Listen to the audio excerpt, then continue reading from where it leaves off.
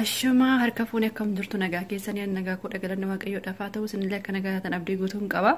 Egaa har'allee viidiyoo haaraa qabadheetan dhufee jira innillee maalidha kan jedhu jechuudha.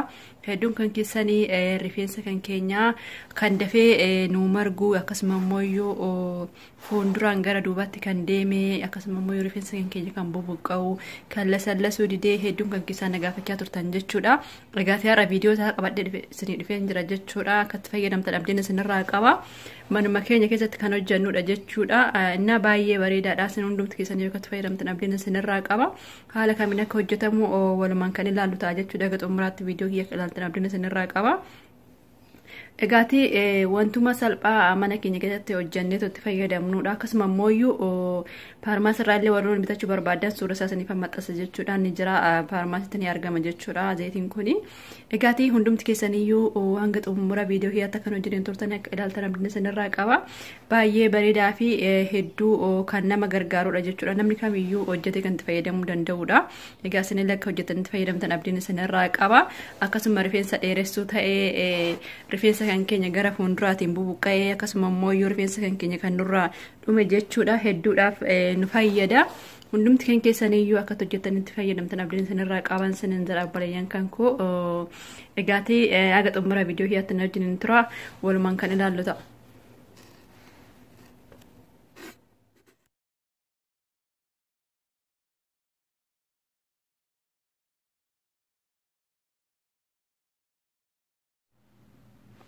Egaati shunkurtii adii tokko akkanatti qopheeffanneetiin jirra. Qullubbii yookiin immoo shunkurtii adii jedhama natti fakkaata. Afaan Arabiitiin tuumii jedhama.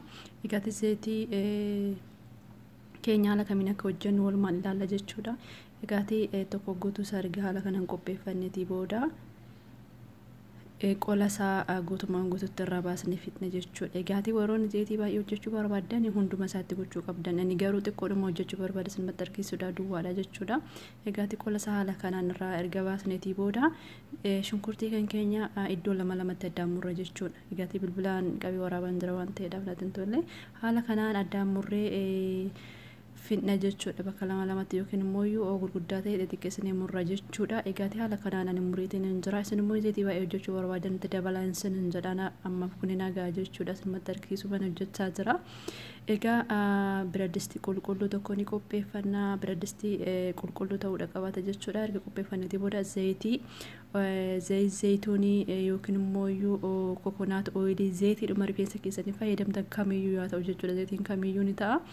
Egaati zayitii haala kanaan biradistii qulqulluutti erga naqanneetii booda qullubbii kan keenya qopheeffannee haala kanaan itti naqna jechuudha. Egaati ani zayitii xiqqoodhuma ishiin dalagee burcuqqoo xiqqoo tokko qofaadha jechuudha. Isin baay'isanii dalaguu barbaadan akka fedha keessanitti fayyifachuu dandeessu jechuudha. Egaati abidda keenyarra ni kaa'anna jechuudha. Abidda garuu jala qannasuudha qabaatan akka daddafii ta'u hin gubanne jechuudha. Egaati haaluma argitan kanaan daffaa jira jechuudha. Egaati haala kanaan waa warraasaa waa biddarratti jechuudha. Ragootanii toonni isinaa waa warraasaa shunkurtiin keenya gara zayitiitti nuuf bahu jechuudha. Haala kanaan waa warraasuu qabna jechuudha. Egaa inni haalli isaa bunni ta'utti jechuudha. Haga haalli isaa magaalatutti haala kanaan abdarratti waa warraasuu qabna jechuudha. Daqiiqaa meeqa abdaratu isin kan jedhu daqiiqaa 5 yookiin haga daqiiqaa 10 kana caaluun qabaatu jechuudha. Egaati ergaa abiddarraa baasnee nu qorrootii booda meeshaa qulqulluu burcuqqoo yookiin wannuma ta'ee ta'uudha. Qulqulluu isaa ergaa haala kanaan qopheeffannee booda itti naqna jechuudha. Egaati haala kanaan erga naqneetii booda iddoo ni kaawwanna jechuudha. Haala kanaan qadaadnee yeroo dheeraadhaaf osoo teessine jechuudha. Osoo itti fayyadaminiin dura yoo xiqqaate guyyaa 2 yookiin guyyaa 3 osoo haala kanaan qadaadnee teechifne zayitiin keenyaa fi qullubbiin suni wal fudhatanii keessaa zayitiin barbaannu keessaa akka nuuf bahudha jechuudha. Haala kanaan qadaadnee ni teechifna jechuudha. Guyyaadhuma jalqabaa osoo itti fayyadamuu baattanii haga barbaadan turuu danda'a. Garuu itti fayyadamuudhaaf guyyaa 2 guyyaa 3 osoo waan akkasii tursiiftanii jechuudha. Egaati haala kanaan qadaadnee erga tursiisnee booda asirratti qullubbiin foolii hin qabu jechuu dandeessu jechuudha. Egaati qullubbiin foolii ni qaba akkuma hundi keessan nu beektanii yoo buna jechuudha kaafii yookiin neskaafii hin beektan jedhee yaada. Buna neskaafii itti gootanii wajjin teechisuu dandeessu jechuudha. Yommuu barbaannes fedha keessanidha jechuudha. Dirqamaa miti akkuma foolii isaa balleessuudhaaf yookiin zayitii foolii hin qabu itti dabaluu dandeessu jechuudha isin. Haala kanaan naqannee fidanneetiin jira jechuudha. Egaati osoo haala kanaan qadaaddanii torbee tokkoof illee sirichistan rakkoon qabu jechuudha. Maaliif zeetiin keenya seeraan akka nuti nu bahudha jechuudha. Haala kanaan qadaaddanii yoo teessitan irra bareedaadha jechuudha. Yeroo dheeraadhaaf illee yoo ture rakkoon qabu. Isa lammataa immoo eddeedhuma barbaadan keessa kaa'uu dandeessanii yeroo hedduu viidiyoon dabarsuu tallaajaa keessa firiijii keessa keenya moo ala keenya warroonni jettan nagaafatan jirtu jechuudha. Zeetii kamiyyuu yoo hojjanne firiijiidhaan ala kaa'uu qabna jechuudha. Firiijii keessa hin kaa'amu waan ta'eedhaaf kana bakka barbaadan keessanii sa'aatii barbaadan fayyadamuu dandeessanii haga barbaade turuu danda'a jechuudha. Inta balaashee waan tokko hin ta'u. Egaati haala kamiin akka diban immoo hojiiman kan ilaallu ta'a jechuudha. Egaati warroonni meeshaa ittiin dibatan qabdan meeshaa ittiin dibatan itti naqadhaa kuuwwan warroonni hin qabne immoo quba keessanii akkasitti maasaaj gochuu hin dagatinaa isiniin jedha. Egaati warroonni fuuldura bichaa dibachuu barbaadan fuulduruma bichaa dibadhaa. Warroonni immoo rifeensi kan keessan baay'ee haphii ta'ee rifeensi keessan guutummaan akka isin margu barbaadan jechuudha. Egaati keessa isaa dibachuudhaan maasaaj gochuudhaan haala sanii akka itti fayyadamtan abdiin isinirraa qaba. Tokkoffaa immoo sa'aatii meeqatti dhiqannaa wantoota akkasii jira jechuudha. Warri fuuldura kana bichaa dibachuu barbaadan galgala haala kanaan dibattanii maasaaj gootanii ganama kaatanii dhiqachuu dandeessanii. Akkasuma immoo warroonni dhiqachuu hin barbaanne illee osoo irratti ture tokko rakkoon qabu jechuudha. Yoo fooliin isaa sirrakkisuu baate garuu hedduu fooliin qabu wantoota yookiin zeetii fooliin isaa bareedaa ta'etti naxxanii fayyadamuu dandeessanii. Akkasuma immoo wantoota adda addaatti dabaltanii fayyadamuu dandeessan jechuudha. Yoo rifeensa keenya irra ture tokko miidhaa waan hin qabneedhaaf jechuudha.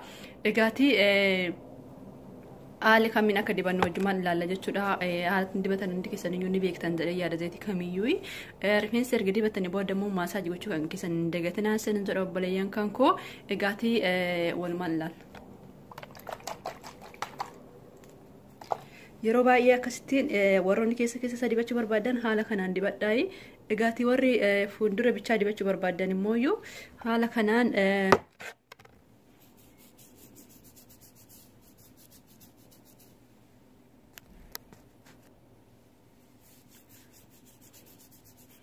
isinitti mul'ata jedhee yaada garuu. Warroonni rifeensi kan keessaan akka kan koo rifeensa yabbuu ta'e jechuudha. Gara keessaa dibachuu isin hin barbaachisu fuulduruma bichaa dibachuudhaan maasaaj gochuu qofa isin barbaachisa jechuudha. Akkasuma immoo warroonni rifeensi kan keessaan haphii ta'e haala kanaan keessa isaa addaan qooddanii maasaaj gochuudhaan itti fayyadamaa isiniin jedha. Dhugaa baay'ee bareedaadha. Egaati hundumti keessan akka itti fayyadamtan abdiin isinirraa qaba. Viidiyoon kiyyaarraaf qabadhe isiniif dhiyaadhe kanuma viidiyoo biraatiin hanga walitti deebinutti turtii gaarii isiniif haa ta'u. Warroonni sabiskiraayibiin godhin sabiskiraayib godhaa isiniin jedha. Akkasuma hedduun isin jaalladha hedduun isin kabaja. Hordoftoota yuutuubii kiyya hunduma kan keessan iyyuu guddaa galatoomaa. Warroonni jajjabeessanis ta'e warroonni immoo gaafii gaafattanii warroonni laayikii gootanis jechuudha guddaa galatoomaa. Akkasuma immoo warroonni osoo laayikiin godhin viidiyoo qofa laaltanii dhiiftan immoo laayikii godhaa isiniin jedha obboleeyyan kan koo. Wal jajjabeessuun hunduma keenya iyyuu ni fayyada jechuudha. Gaarummaan ofummaadhaaf waan ta'eedhaaf sabiskiraayib godhaa tiina jajjabeessa isiniin jedha. Egaati viidiyoo itti aanu hanga walitti deemtu turtiin keessan turtii gaarii isiniif haa ta'u. Nagaatti naa turaa isiniin jedha. Egaati wantuma hundumaa iyyuu osoo hin nuffin yookiin immoo osoo hin ifatin osoo itti fayyadamne jijjiirama guddaa qaba jechuudha wanti hunduyyuu. Egaatiin damne wanta muddamnu yookiin immoo guyyaa tokko fayyadamne guyyaa lammataa irratti waan nuffinuuf waan dhiyeessuudhaaf malee wanti faayidaa hin qabne tokko hin jiru jechuudha. Waan hundumtuu waan ofii keenyaatti fayyadamnedha kan asirratti dhiyeessinu jechuudha. Egaati kanarra isinitti hin dheeressuuti nagaan naa turaa nagaan turtii gaarii isiniif haa ta'u.